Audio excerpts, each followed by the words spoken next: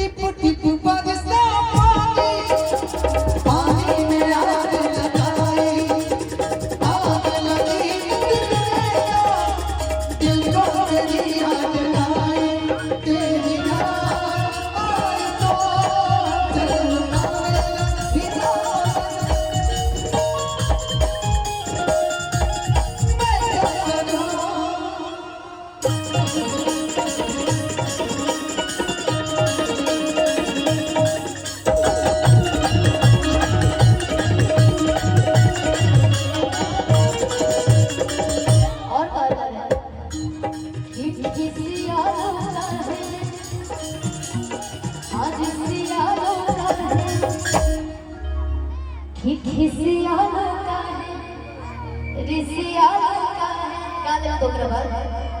आका जाना लू तो फेंक दे लू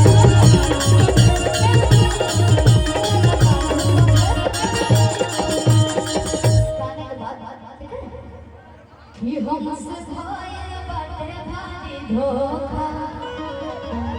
अरे रियालो के मिस दे हम चोखा कि दे गुनाही खाए के तो बोला चित फूट जा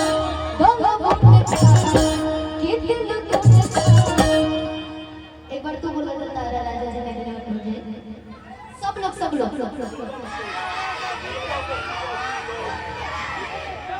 वाह ये एनर्जी क्लास सब में गए सब लोग बस खड़ा हो गए देखा एक बार सब लोग ही बोल सकता था सब लोग आप लोग चुप काहे माने जा आप लोग कभी बोले ऐसा कि हमारी जिंदगी का सबसे बड़ा गाना और आप लोग के आशीर्वाद से इतना बड़ा गाना बनेगा एक बार सब लोग कहिए